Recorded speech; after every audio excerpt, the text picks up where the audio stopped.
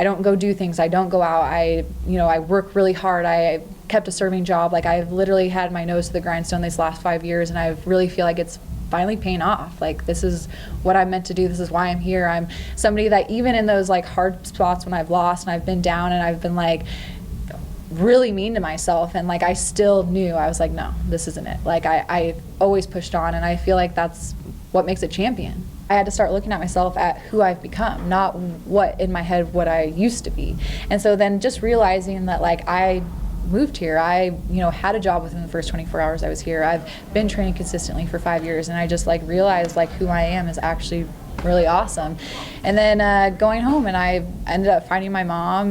We hadn't spoken years. She doesn't even know I'm in the UFC. I don't even think she knows what the UFC is. She's homeless, and she has a lot of problems. She's schizophrenic, she's bipolar, she's done meth my whole life, and she, I held on to like so much anger from her, like just for all the decisions she had made while I was growing up. And I left home really early. I left home at 15. I was, in and out of juvie. I lived out of a backpack. Like, it was rough. When I went home and I found her, and just seeing her crawl out of that tent, and like, it was a big deal, and I was just able to like let go of it, and it breaks my heart, like, still, like, just thinking of her like that. And like, I haven't talked to her since I like went home and like figured all that out, but it was just like, I was able to like appreciate all of that. Instead of like hating the way I grew up, I was like, wow, like, I survived that. I looked at myself like a character in a movie. I had to take myself completely out of that, and I looked at my life as a movie, and I looked at myself as a character, and I was like, how would I feel about that character?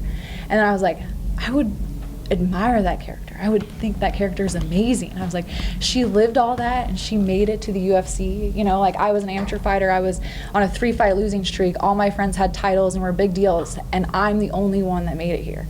Like, I'm the one that stuck with it. I'm the one, after all those trials and all those errors, here I am, and I just had to learn to appreciate myself. And like, when I did that, it was beautiful. The way I've been able to live my life day in and day out now, it's changed dramatically, and I think you guys are seeing that in the cage. When was that you went home? It was actually right after Robert Follis died. He is from Oregon, where I'm from. We have a lot of mutual friends up there, and so I wanted to go to the memorial up there. And it was actually the day of the memorial. I had gotten word in the area that my mom was in.